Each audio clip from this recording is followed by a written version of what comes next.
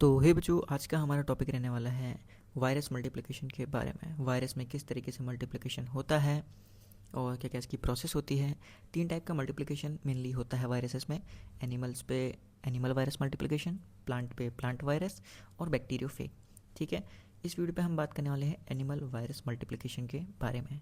इसमें mainly 5 step या 6 steps होते हैं, मैंने छठा लिखा नहीं है, sorry. Attachment, penetration, uncoating, biosynthesis and replication, assembly and release. तो सबसे पहले हम बात करेंगे अटैचमेंट की। अटैचमेंट वो प्रोसेस होती है बच्चों जहाँ पर एक वायरस जो होता है वो किसी भी होस्ट के अंदर अटैच होता है। पेनिट्रेशन वो प्रोसेस होती है जहाँ पर वो अपना होस्ट के अंदर अपना जेनेटिक मटेरियल या जेनोमिक मटेरियल ट्रांसफ़र करता है। अनकोटिंग वो प्रोसेस होती है जो कि नॉन एनवेलप वायरस में होती है, जिसको मैं आपको बाद में बताऊंगा कि क्या एनवेलप होते हैं क्या non envelope. Biosynthesis and replication वो प्रोसेस होती है जहाँ पर रेप्लिकेशन होता है वायरसेस का। असेंबली वो प्रोसेस होती है जहाँ पर प्रोटीन बाइंड्स होते हैं। लास्ट चीज़ बचती है रिलीज़। ये वो प्रोसेस होती है जहाँ पर वायरस एक होस्ट से रिलीज़ होना स्टार्ट होते हैं। तो चलिए शुरू करते हैं डिटेल से। तो चलिए बच्चों, बात करते हैं अटैचमेंट की। अटैचमेंट दो टाइप के वायरसेस होते हैं मेनली, एनवेलप और नॉन एनवेलप वायरस। उन दोनों में अटैचमेंट डिफरेंट डिफरेंट होता है। एनवेलप वायरस वे होते हैं जिनके बाहर से एक आउटर लेयर बनी होती है जिस पे स्पाइक्स होते हैं, जैसे कि आपने देखा होगा कोविड-19 पे, HIV वायरस पे। तो ये सारे एनवेलप वायरस होते हैं। एनवेलप वायरस में क्या क्या कैरेक्टरिस्टिक्स होते हैं, ये इनमें अपने आप को छुपाने की क्षमता होती है किसी भी होस्ट के अंदर, उनके इम्यून सिस्टम के अंदर। बट ये बहुत ज़्यादा हार्ड नहीं होते हैं, ये बहुत ज़्यादा सेंसिटिव होते हैं और बहुत कमज़ोर होते हैं, जो कि सैनिटाइज़र या हैंड वॉशेस के यूज़ करने से ख़त्म किए जा सकते हैं या इनको बहुत न्यूट्रलाइज करा जा सकता है। इसकी एग्जांपल आपको बता दी मैंने, HIV और कोरोना वायरस। और नॉन एनवेलप वायरस वे होते हैं जो मेनली अटैच करते हैं होस्ट से बाय चेकिंग देयर रिसेप्टर्स। तो रिसेप्टर वे होते हैं जो किसी भी इम्पॉर्टेंट चीज़ को सेल के अंदर लाने का काम करते हैं। और नॉन एनवेलप वायरस के अंदर ये प्रॉपर्टी होती है कि वे इस रिसेप्टर से बाइंड होकर अपना जेनेटिक मटेरियल अंदर ट्रांसफ़र कर सकें। और इनमें कोई भी आउटर मोस्ट लेयर नहीं होती है नॉन एनवेलप पे, बट ये बहुत ज़्यादा रिजिड और हार्ड होते हैं। ये एक्सट्रीम कंडीशन जैसे कि हाई टेम्परेचर और लो वाटर को भी सर्वाइव कर सकते हैं। ठीक है, तो मैंने बताया अटैचमेंट कैसे होता है एनवेलप पे, बाय स्पाइक्स। और नॉन एनवेलप पे कैसे होता है, थ्रू रिसेप्टर्स। ठीक है, अब बात करते हैं पेनिट्रेशन की। पेनिट्रेशन वह प्रोसेस होती है जहाँ पर वायरस जो होता है एंटर करता है साइटोप्लाज्म में होस्ट के। और ये दो तरीके से होता है बच्चों, एक होता है मेम्ब्रेन फ्यूजन, एक होता है receptor mediated endocytosis. Membrane fusion से आप समझ रहे होगे कि दो मेम्ब्रेन्स आपस में फ्यूज करेंगी और जेनेटिक मटेरियल, जीनोम और कैप्सिड अंदर जाएगा। ठीक है, तो यहाँ पर क्या होता है, ये मेनली होता है आपका किस में, एनवेलप वायरस पे, जिन पे आउटर मोस्ट लेयर होती है, जैसे HIV, कोविड-19। ये एग्जांपल मैं आपको दे रहा हूँ ताकि आप याद रख सको।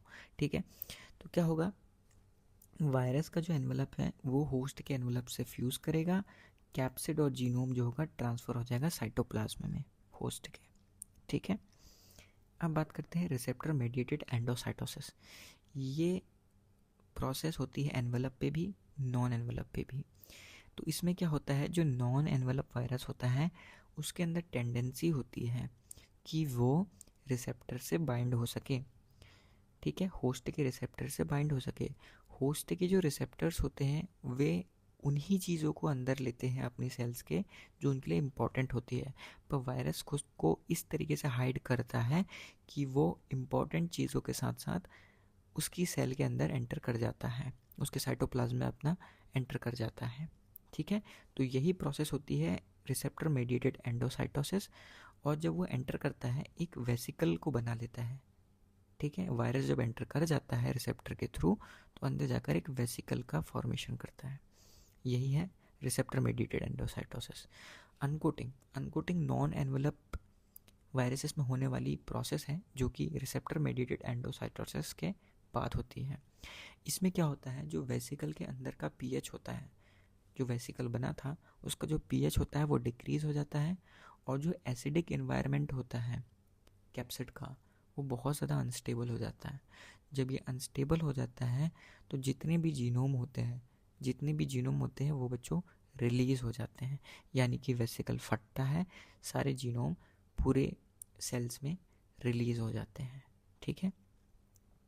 अब हम बात करते हैं बायोसिंथेसिस और रेप्लिकेशन की। ये वो प्रोसेस होता है जहाँ पर वायरल जीनोम सेल की मशीनरी को यूज़ करता है अपने कंपोनेंट्स बनाने के लिए, जैसे कि प्रोटीन और नए जीनोम। तो क्या होता है इस प्रोसेस में? ये वो प्रोसेस है जहाँ पर वायरल जीनोम कैरी करता है या हाईजैक करता है मशीनरी को सेल की, होस्ट सेल की कंपोनेंट्स बनाने के लिए, जैसे प्रोटीन और नए जीनोम। ये मेनली डिटेक्ट किया गया था बाल्टीमोर क्लासिफिकेशन के अंदर। मैंने बाल्टीमोर क्लासिफिकेशन का एक स्पेशल वीडियो बना के रखा है 5 मिनट का, बहुत शॉर्ट पे। आप उस वीडियो को जाके देखेंगे, पूरा बाल्टीमोर क्लासिफिकेशन आपको आ जाएगा, ठीक है। तो आई बटन पे लिंक बाय द वे मिल जाएगा। तो डीएनए वायरस की जो क्लास 1 और क्लास 2 होती हैं, उनका रेप्लिकेशन होता है न्यूक्लियस में। डीएनए जो होता है वो चेंज हो जाता है मैसेंजर आरएनए, बाद में मैसेंजर आरएनए ट्रांसलेट होता है प्रोटीन के अंदर। ओके, समझ में आपको डीएनए वायरस क्लास 1 और 2 का। अब बात करते हैं आरएनए वायरसेस के। आरएनए वायरसेस के 3 क्लास आते हैं, क्लास 3, क्लास 4, क्लास 5। क्लास 3 में आपको पता ही होगा बाल्टीमोर क्लासिफिकेशन के हिसाब से डबल स्टैंडर्ड आरएनए होता है, वो मैसेंजर आरएनए में कन्वर्ट होता है। मैसेंजर आरएनए बाद में प्रोटीन बन जाता है। क्लास 4 की बात करते हैं। क्लास 4 में आपका आता है पॉजिटिव सेंस आरएनए। तो बच्चों, पॉजिटिव सेंस आरएनए की एक टेंडेंसी होती है कि ये एक्ट कर सकता है मैसेंजर आरएनए की तरह, बट जब इसको कॉपीज़ बनानी होती है तो ये पॉजिटिव सेंस आरएनए से पहले नेगेटिव सेंस आरएनए बनाता है, फिर उसके बाद मैसेंजर आरएनए बनाता है, ठीक है। इस बात को ध्यान पे रखना कि जब इसको, ये एक्ट तो डायरेक्ट मैसेंजर आरएनए की तरह कर सकता है, बट जब इसे कॉपीज़ बनानी है, ये पॉजिटिव सेंस से नेगेटिव सेंस बनाएगा, फिर मैसेंजर आरएनए बनाएगा। अब बात करते हैं क्लास 5 की। क्लास 5 में आता है negative sense RNA. Negative sense RNA इसका एक ओन, इसका खुद का आरएनए डिपेंडेंट आरएनए पॉलीमरेज को कैरी करता है, जिसे आरडीआरपी कहते हैं।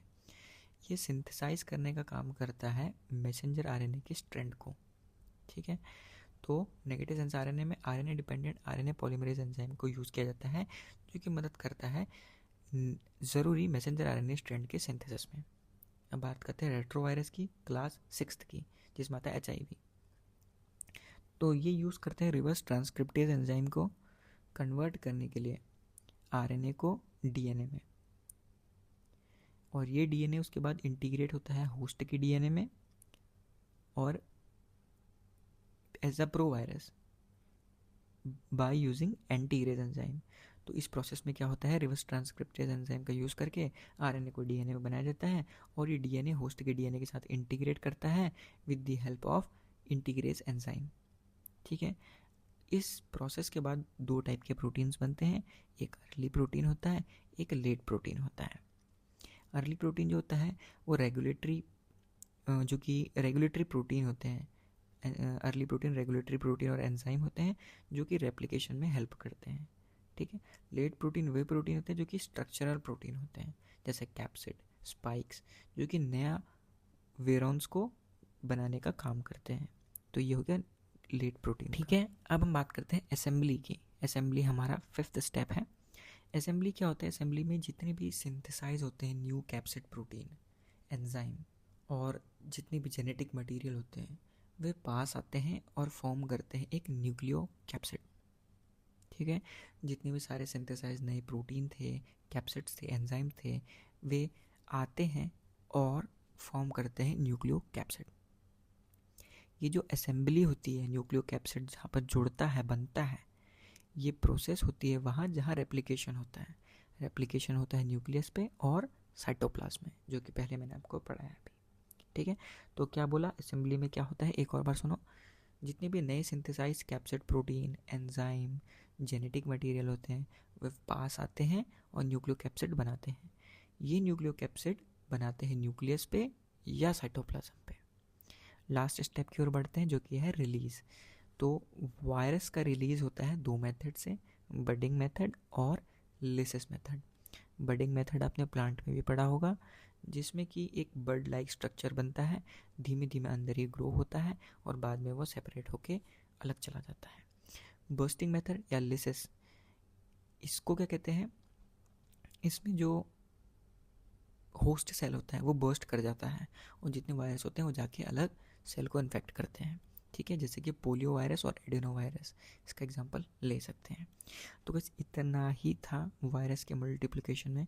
बहुत सिंपल टॉपिक है, बहुत इजी टॉपिक है और अच्छे से अंडरस्टैंडेबल है। अगली वीडियो में बैक्टीरियोफेज पढ़ा दूंगा, बैक्टीरियोफेज का लाइफ साइकिल पढ़ा दूंगा। आई बटन पे वीडियो मिल जाएगा बाल्टीमोर क्लासिफिकेशन का, उसको देख लेना, पूरा टॉपिक आ जाएगा। Thank you so much. Video पसंद आए चैनल को सब्सक्राइब कर लेना। Thank you.